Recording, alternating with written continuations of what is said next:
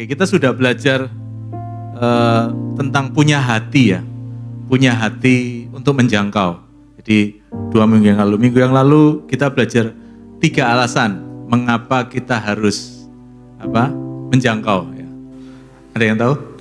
1, 2, 3. Ya, tapi itulah teman-teman. Nah, hari ini sekarang waktunya kita melakukan. Waktunya kita melakukan yang sudah sudah kita jadi visi kita bersama, yang sudah Kak Aldi sampaikan tentang punya hati yang untuk menjangkau. Ada 3 hal mengapa kita harus menjangkau. Kita harus melangkah, teman-teman. Ya, semua itu hanya ide yang bagus, semuanya itu hanya rancangan yang bagus. Tapi kalau kita tidak melangkah, kita tidak akan menghasilkan apa-apa. Amin. Nah, untuk itu hari ini kita sama-sama mau setting tujuan kita. Kita harus punya tujuan. Nah, teman-teman, setiap tahun, aku nggak tahu dengan teman-teman, tapi yang mungkin yang kerja, yang punya usaha, kita punya goal ya, punya target, betul nggak? Targetnya apa? Targetnya mencapai nilai tertentu, targetnya punya anak, targetnya nambah anak, targetnya tahun ini aku pengen beli properti baru, targetnya tahun ini mau beli, aku nggak tahu teman-teman. Tapi hari ini aku yakin teman-teman sudah punya target-target itu semua. Tapi hari ini kita punya target yang beda, yang aku sendiri nggak pernah punya target tentang ini. Gitu. Target tentang apa yang mau kita capai tahun ini untuk menjangkau, siapa yang mau kita jangkau. Nah, terus terang nih ya, aku sendiri belajar gitu. Apa yang Kak Aldi sampaikan itu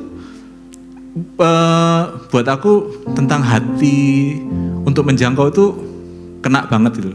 Karena buat aku sendiri ya, aku denger ini sudah nggak sekali, sudah nggak 2 kali, sudah berulang-ulang kali. Sampai hari ini, aku juga masih sulit gitu. Jujur aja, masih sulit. Jadi kalau teman-teman hari ini aku harus sampaikan sesuatu ini berat banget gitu. Sesuatu yang aku juga masih belajar gitu. Jadi mari sama-sama kita belajar. Cuman pada saat aku dapat tugas, aku teringat satu ayat. Aku pertama kali juga nggak tahu ini nyambung atau nggak nyambung, tapi whatever lah aku bilang. Pokoknya kita baca ya sama-sama dalam Matius 25 ayat 31 sampai 40. Ayat ini ayat yang sudah nggak asing lagi.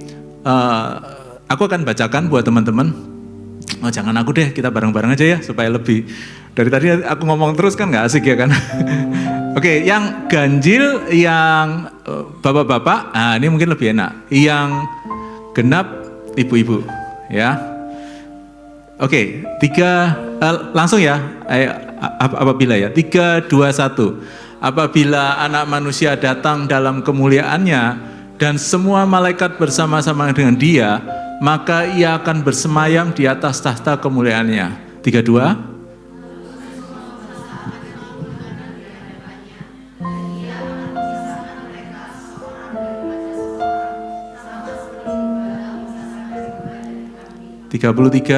Dan Ia akan menempatkan domba-domba di sebelah kanannya dan kambing di sebelah kirinya. 3 ya.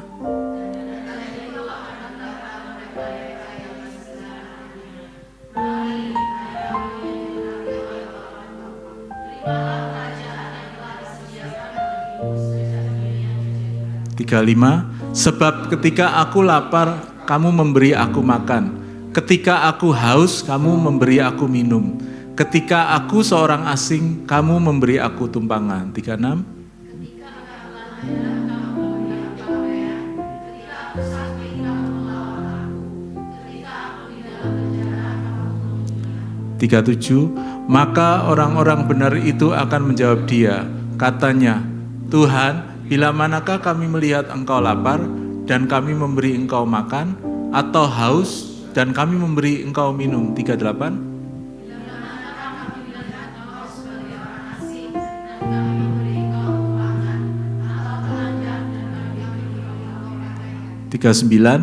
Bila manakah kami melihat Engkau sakit atau dalam penjara dan kami mengunjungi Engkau. 40.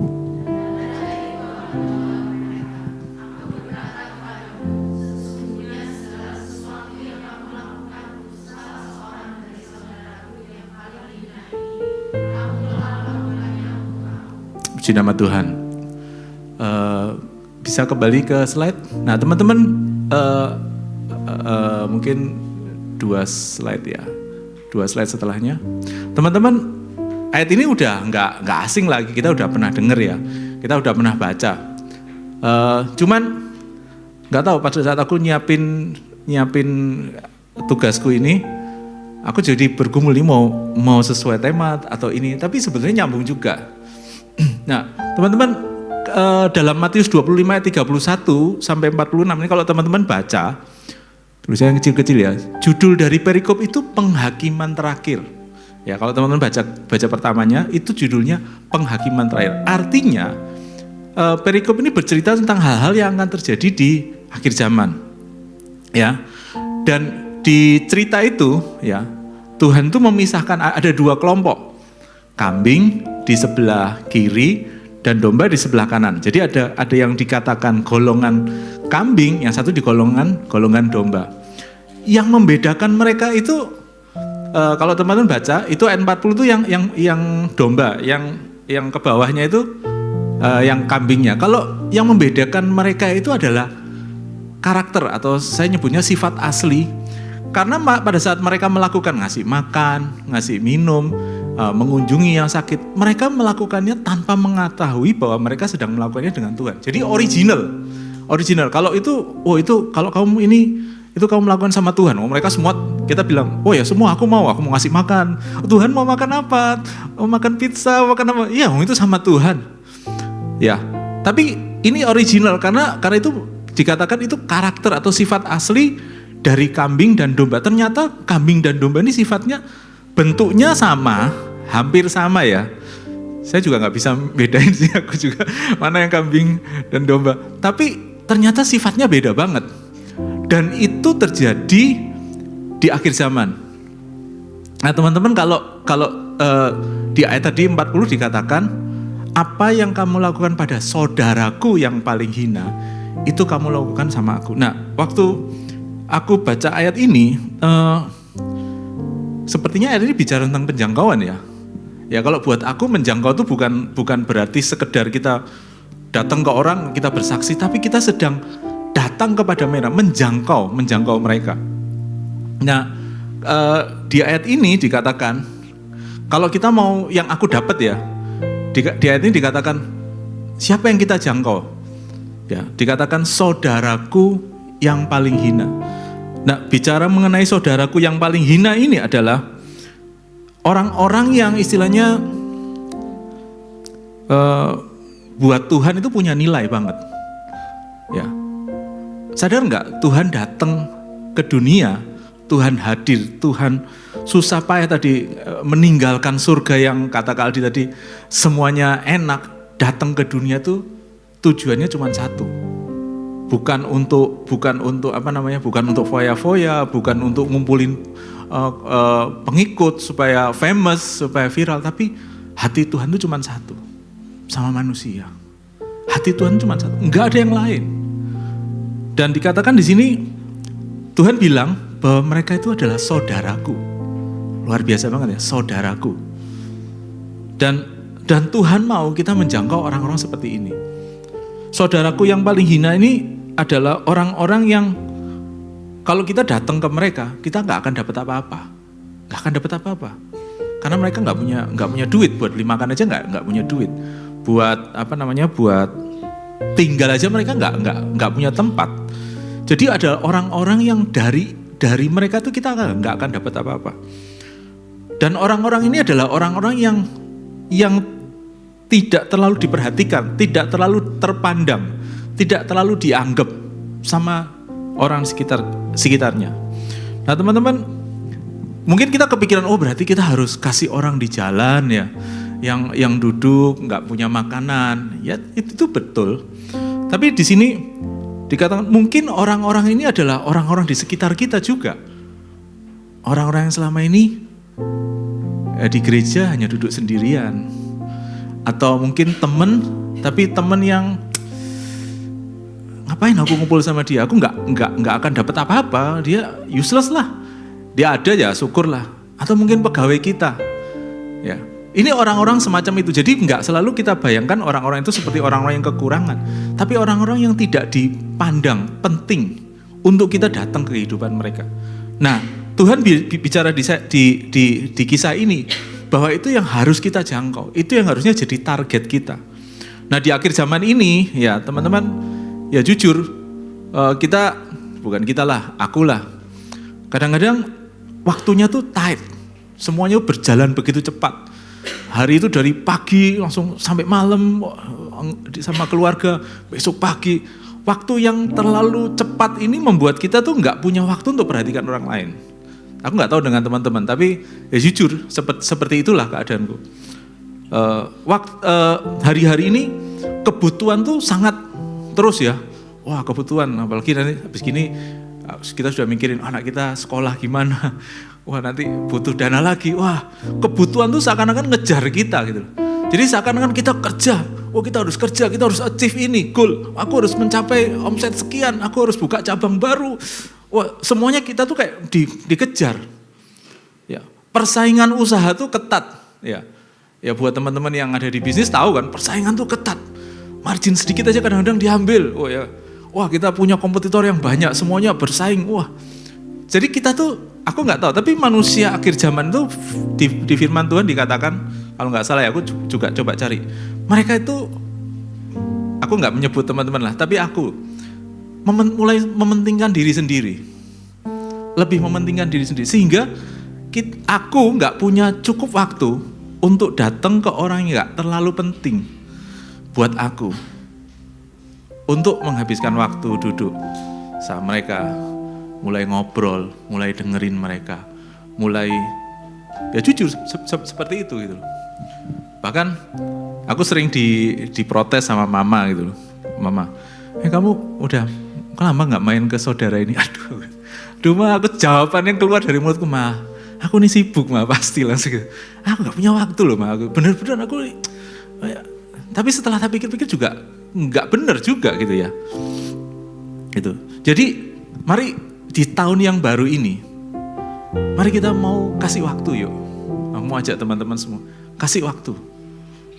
Kasih waktu. Kasih apa ya? Kasih ruang. Kasih ruang, kasih jeda buat hidup kita. Bukan untuk kita, tapi kali ini untuk memberi. Untuk orang-orang di sekitar kita yang perlu kita. Dan ini bukan cuma orangnya tadi ya yang di pinggir jalan, mungkin ada saudara yang udah lama nggak kita kunjungin, yang dia butuh sesuatu, mungkin itu yang ayo coba sama-sama kita pikirkan lagi. Ya, buat aku terus terang sangat tertohok banget gitu. Dan aku ingat itu jawaban selalu yang aku katakan sama mamaku tuh selalu tuh, ma, aku ini sibuk ma. Anak masih kecil ini gini, sibuk sama kerjaan ini. Ya, tapi mari tahun ini kita buat sesuatu yang baru.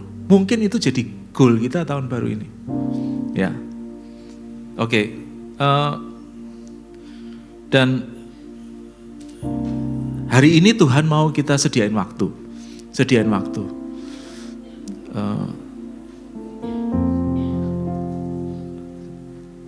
Aku di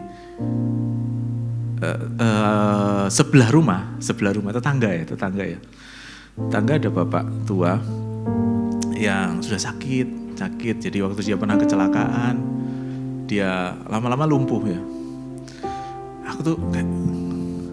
Aku sekalipun nggak pernah datang loh. Datang ke bapak tua itu dan ngomong, gimana keadaannya? Dan aku ngerasa, wah bener-bener aku ini aku bukan lagi ngasih tahu teman-teman bahwa ya aku melakukan sesuatu yang buruk tentang memperhatikan orang lain. Jadi buat aku ya ini mungkin contoh yang jelek, kalau Kak Aldi kan contoh yang bagus. Aku kasih contoh yang jelek. Mari teman-teman, aku ajak semua, yuk di tengah sesibuk apapun kita, di tengah semua keterbatasan kita, di tengah semua yang kita tuh merasa, aduh aku sendiri masih kurang waktu sama anakku, aku sendiri masih kurang waktu. Mari teman-teman, sediain waktu ya. Oke, enggak panjang-panjang. Dan berikutnya, Nah ini, penjangkauan itu dimulai dengan hubungan. Ya, penjangkauan tuh kita nggak mungkin bisa menjangkau orang lain kalau kita nggak punya hubungan. Ya, kalau di ayat ini dikatakan bisa back ke yang depan tadi, slide sebelumnya, sebelumnya 2 kali lagi. Nah, ketika aku lapar, kalau kita nggak punya hubungan sama orang itu, ya, ini kita nggak lagi ngomong orang yang di jalan ya, yang langsung kita kasih makan. Tapi kalau kita nggak punya hubungan, kita tahu bahwa dia sedang lapar, ya, kita tahu dia orang sedang, dan kita tahu orang itu nggak, kita mesti mikir, alah, makan aja, masa nggak punya. Tapi mungkin ada yang lagi benar-benar ngalamin kesulitan keuangan, benar-benar ngalamin kesulitan finansial yang sangat parah, sampai dia benar-benar untuk menghidupi dirinya sendiri dia nggak punya. Nggak, kelihatan semuanya baik-baik di gereja kan, ya baik. Tapi mungkin ada yang ngalamin seperti itu. Mungkin ada yang butuh tumpangan. Mungkin ada yang bukan nggak punya rumah ya, tapi ada yang lagi masalah sama keluarganya mungkin. Ada yang lagi bermasalah di pekerjaannya sehingga semuanya amburadul. Kalau kita nggak punya hubungan, kita nggak akan pernah tahu apa yang orang-orang itu butuhkan. Yang berikutnya lagi. Dan kalau kita nggak punya hubungan, nggak mungkin pas aku baca ayat ini moro-moro, ada orang-orang tahu-tahu, silakan tinggal di rumahku. Ya nggak mungkin kan, gitu loh. Bisa jadi ini pencuri kayak atau kan kita nggak tahu. Jadi kalau kita nggak punya hubungan, kita nggak akan bisa menjangkau. Ketika aku sakit, kamu melawat aku. Ya. Seringkali di gereja itu seliweran berita, ini masuk rumah sakit. Tapi kita nggak akan pernah ada satu kejadian beritanya udah masuk, orangnya udah hampir keluar dari rumah sakit. Nggak tahu, karena kita nggak punya hubungan gitu loh. Kalau kita punya hubungan, ya ini tadi barusan ada teman waktu Arif pertama kali sakit. Aku nggak tahu dia telepon siapa, tapi rasanya aku termasuk yang awal di telepon. Malam itu juga aku termasuk yang awal.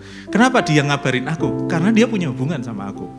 Kalau dia nggak punya hubungan sama aku, dia nggak akan telepon dengan aku rasa ya. Karena aduh ngerepoti kayak. Tapi kalau teman dekat, kasih tolong aku kayak gitu. Apalagi kalau di dalam penjara, nggak mungkin ada orang yang ngomong, aku di penjara moro-moro, pengumuman aku di penjara, nggak mungkin. Orang yang ngasih tahu, aku ada masalah aku terpaksa harus masuk penjara. Itu sesuatu orang yang benar-benar dekat. Jadi teman-teman, kembali ke tadi slide-nya. Penjangkauan itu mungkin di bayangan kita itu sulit. Ya, gimana sih caranya kita menjangkau? Tapi pertama, ya, penjangkauan itu dimulai dengan membangun hubungan. Hari ini saya nggak tahu siapa yang orang yang ditaruh di hati saudara buat saudara deketin. Orang yang Tuhan taruh dalam kehidupan saudara untuk saudara mulai bangun hubungan sama orang itu. Tapi mari yuk sama-sama menjadi peka dalam Tuhan. Ya, ini nggak instan ya, nggak instan. Maksudnya gini, aku nih orangnya bukan orang yang hahihi gampang sama orang gitu, enggak ya. Aku orangnya lebih cenderung tertutup, nggak gampang sama orang. Jadi untuk bisa jadi seorang yang punya hati, kata tadi Kak Aldi kan sampaikan, punya hati untuk menjangkau itu nggak gampang. Ya, teman-teman kita harus punya hatinya Tuhan. Teman-teman harus bisa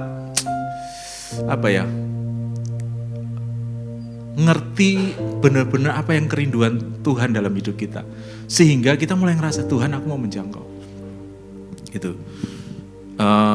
Yang berikutnya. Back, ya, bisa back satu, yang tadi. Oke. Outreach dimulai dengan hubungan dan diikuti dengan memenuhi kebutuhan. Kalau di ayat tadi, kita tahu nih dia lapar, kita tahu nih dia haus, Kita tahu nih di dalam penjara, oh oke, ya tapi ya aku juga punya kebutuhan ya, jadi ya oke lah, aku berdoa buat kamu lah. Apa? Oke, aku nanti kalau Kak Aldi deh suruh doain, suruh datang. Kak Aldi itu tugasmu lah itu, orang yang sakit itu, gitu. Tapi penjangkauan itu dimulai dengan hubungan dan diikuti dengan memenuhi kebutuhan. Ya, penjangkauan itu bukan sesuatu yang akan menguntungkan buat kita. Kak Aldi pernah sebut apa selfless ya. Kita harus selfless. Kita harus punya hati yang memberi. Nah, aku pernah dapat ini, next ya. Nah ini, mungkin teman-teman bingung nih gimana ya kita, siapa yang harus kita jangkau ya? Kecil-kecil banget ya, kelihatan nggak ya? Nggak kelihatan ya. Ini ada rating dari 0 sampai 100, kecil, sorry ya. Bisa digedein nggak ya? Nggak bisa. 0 sampai 100, tapi adalah orang-orang yang terbuka untuk dijangkau. Jadi, contohnya gini, itu ada levelnya, ada 0 sampai 100. Yang paling tinggi itu adalah 100 itu death of spouse. Jadi apabila suami atau istri meninggal, mereka tuh butuh banget. Dan kenapa nggak kita hadir di saat-saat itu? Ya, biasanya kalau ada orang atau keluarga yang meninggal, ya semua kita datangkan. Tapi jujur, kalau aku juga biasanya ajang itu ya ajang untuk ketemuan sama temen, ya ngobrol sama paling sama yang kesusahan, gimana sih kok kemarin barusan ada papanya temanku meninggal, gimana kok mendadak, cerita oh ya Tuhan tolong ya. Saya teman datang, gitu. Apa kabarmu? Langsung gitu aja gitu. Tapi maukah kita benar-benar bangun hubungan dan memenuhi kebutuhan? Mungkin apa sih yang kamu butuh sekarang? Kamu butuh apa? Kalau kamu butuh sesuatu, kamu silahkan kamu kontak aku. Atau kemarin ada anak yang kebetulan cukup dekat ya, karena aku punya hubungan. Ada seorang orang gereja juga yang meninggal, papanya kebetulan. Aku di layat itu ya biasalah, cuman layat gitu aja. Cuman aku setelah beberapa hari setelah itu aku call dia. Aku bilang, gimana kamu kabarnya? Ya baik kok. Kenapa? Aku tahu, karena aku pernah kehilangan papa. Jadi masa-masa yang paling berat itu bukan di hari layat, karena layat kan banyak orang ya kan. Wah kita sibuk gitu. Tapi setelah itu, kamu ngerasa ya apa? Kamu ngerasa sepi tak? Kamu ngerasa ada hal yang menyesal yang belum kamu lakukan sama papamu enggak? Terus kita mulai ngobrol. Jadi mau nggak kita taruh waktu kita bangun, kita coba penuhi kebutuhan orang itu. Nah ini, puji Tuhan, ini kita bisa dipotong berarti, digedein. Jadi bawahnya tuh banyak, jadi additional, ya ini teman-teman bisa baca ya, bisa kelihatan ya. Jadi ada yang tadi nomor 100, yang nilainya 100 death of spouse, kemudian ada yang lagi divorce. Divorce sesuatu yang berat, nilainya 3, marital separation, death of close family member, dan lain sebagainya. Jadi teman-teman sadar atau nggak sadar, ini kita nggak akan tahu kan, kita nggak akan tahu kalau kita nggak punya hubungan. Dan setelah kita bangun hubungan, yuk kita masuk dalam kehidupan mereka dan jadi berkat buat mereka. Nah ini, ada yang lagi retirement, change in family member health, pregnancy, itu sesuatu yang nggak mudah ya, kelihatannya happy, tapi banyak ibu-ibu yang lagi hamil, mereka mengalami masalah gitu loh, nggak kayak ya tahu-tahu lahir gitu kan, ada masalah-masalah dan lain sebagainya. Nah teman-teman,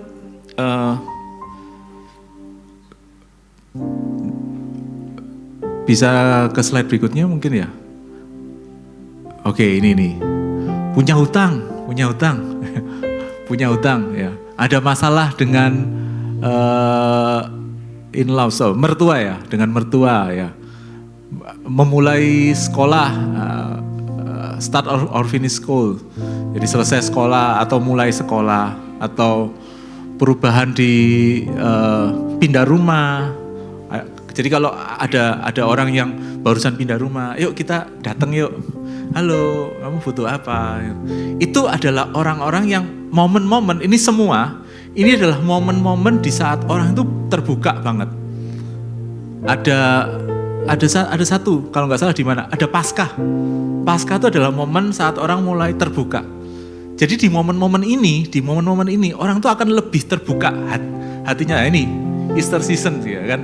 Jadi orang-orang mulai terbuka. Yuk kita sempatkan waktu untuk datang, ngobrol sama mereka, cari tahu kebutuhan mereka. Kalau ada di rumah yang baru, butuh apa? Mau buat surat apa ke apa biasanya sih? ke RT, ke apa, kenalin ke tetangga, terus kita main, kita ngobrol, karena ya untuk masuk ke rumah yang baru dan nggak ada yang kenal itu sulit gitu. Nah teman-teman, mungkin next. Nah oke. Setelah kita bangun hubungan, kita memenuhi kebutuhan mereka, dan baru kita bersaksi. Kesaksian paling powerful adalah pengalaman kehidupan kita dengan Tuhan. Wahyu 12 ayat 11 dikatakan gini. Oke. Dan mereka mengalahkan dia, iblis, oleh darah anak domba dan oleh perkataan kesaksian mereka. Teman-teman, kesaksian kita, pengalaman kita pribadi dengan Tuhan itu berbicara lebih kuat, ya istilahnya tadi kan more powerful, lebih kuat dari sekedar khotbah di gereja. To be honest, ya aku nggak tahu teman-teman gimana. Teman-teman, Tuhan itu setiap kita, Tuhan itu sudah taruh kesaksian. Loh, kesaksian gimana? Oh saya bertobat umur sekian, bukan. Teman-teman punya kesaksian hidup yang bisa menyentuh kehidupan seseorang itu dengan cara yang berbeda. Contohnya. Saya bisa bersaksi tentang bagaimana Tuhan menolong kami, saya dan Linda, dalam pergumulan untuk punya anak. Saya 10 tahun gak punya anak.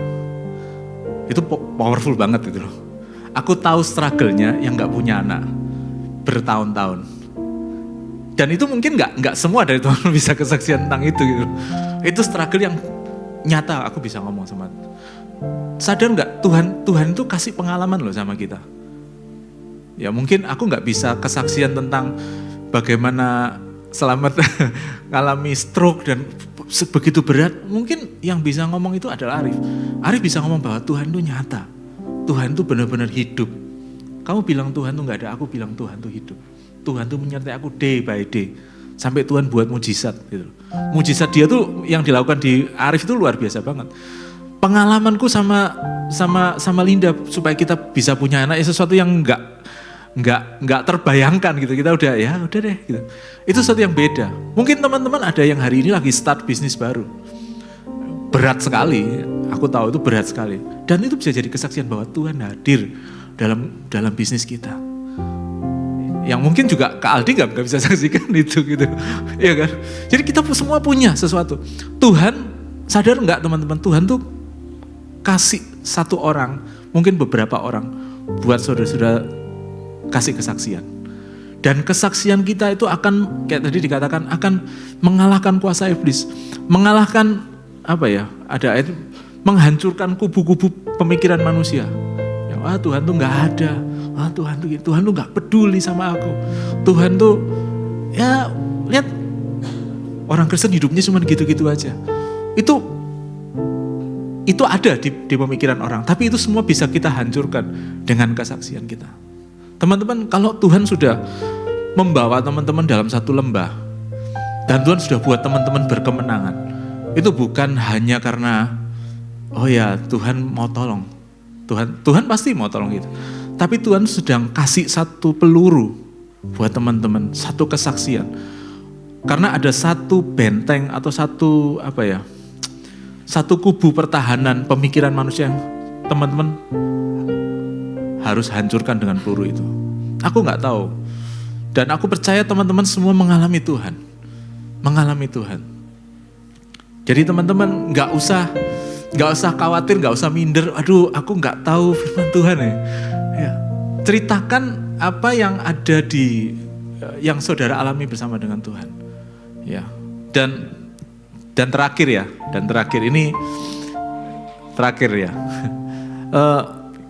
Ada ayat dalam Lukas, aku lupa Lukas 10 pada saat Tuhan Yesus mengutus ternyata belum terakhir, ini yang terakhir. Lukas 10 itu dikatakan waktu Tuhan mengutus 70 murid, Tuhan itu bilang, aku mengutus engkau seperti domba ke tengah-tengah serigala, ya kan? Ayatnya seperti itu, aku nggak siapin. Pada saat aku baca ayat ini aku bilang, iya ya, kita ini seperti domba di tengah serigala. Ya, domba itu, coba bayangin domba diutus ke tengah serigala, mati nggak dia? Apakah kita untuk dicabai-cabai serigala Tuhan? Kamu kesana mati. Terus aku ingat, domba itu nggak pernah jalan sendirian loh. Domba tuh kecuali domba nyasar jatuh itu sendirian. Tapi domba itu selalu berjalan dalam satu kelompok. Ya, karena dengan kelompok itu dia tuh akan jadi kuat. Dia akan bisa melindungi dirinya, even dari serigala mungkin ya dengan berkelompok. Jadi teman-teman, aku tahu betapa sulitnya kita bersaksi kalau kita sendirian. Aku juga nggak sanggup rasanya. Tapi teman-teman kita di sini punya ada teman cell group, ada teman di YC Pro yang kita kenal. Yuk kita lakukan bersama-sama. Jangan takut teman-teman. Ya meskipun aku juga takut. Tapi sama-sama bersama kita bisa. Yuk kita bergandengan tangan. Kita keroyok misalnya hari ini. Komselnya Pak Stefanus bilang, yuk kita mau jangkau si Pak ini. Yuk kita jalan sama-sama yuk. Kan lebih enteng teman-teman ya. Yuk kita mau kita ingat si A itu udah lama gak gereja. Yuk kita datengin bareng-bareng yuk. Kita spend waktu bareng-bareng yuk. Gitu. Jadi kita ini domba. Jadi kita ini bukan artinya kita menjangkau itu kita seorang diri kita jalan. Enggak gitu ya. Dan yang terakhir tadi, ini benar-benar terakhir. Where God give vision, He always provide provision. Dikatakan di Kisah Rasul 1 ayat 8, dalam terjemahan Amplified ini,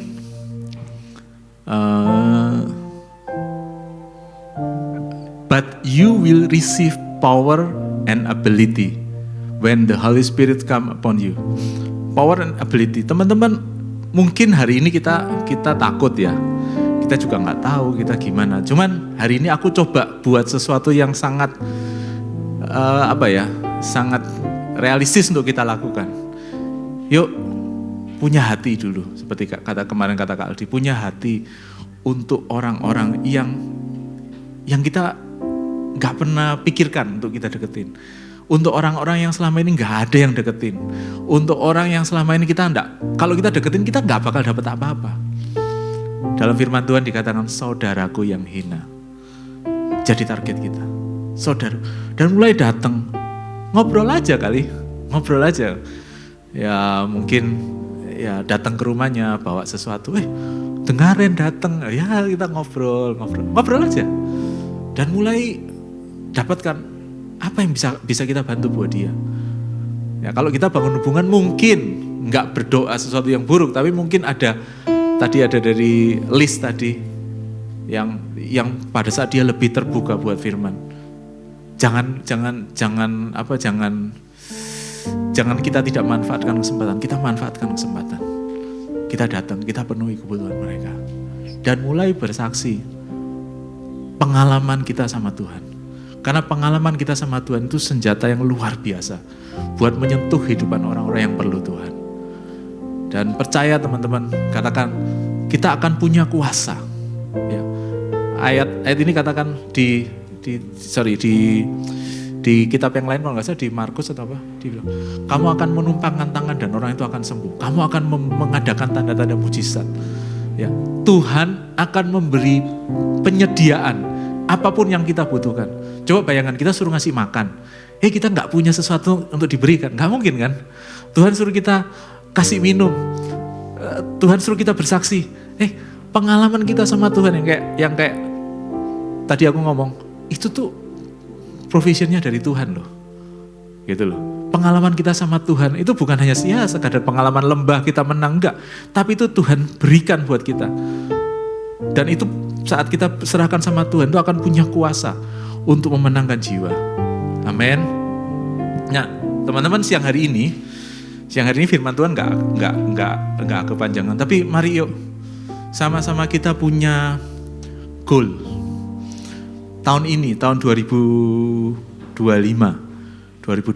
kita punya satu goal yang baru. Selain target-target tadi, kita mau bisnis harus ini, kita harus dapat sekian klien, kita harus punya rumah baru, kita harus dapat pendapatan baru. Terlepas dari itu semua, yuk kita punya target, kita setting goal kita.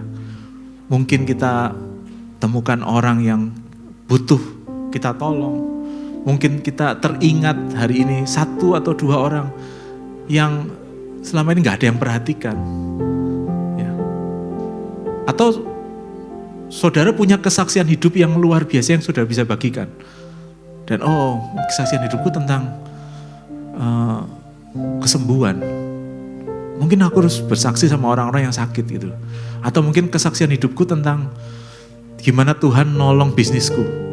Oke, berarti aku harus cari orang-orang yang bergumul dengan bisnisnya, yang lagi struggle dengan kesulitan ekonomi, dan aku mau ngomong sama mereka bahwa Tuhan tuh real, Tuhan tuh dengar doamu gitu.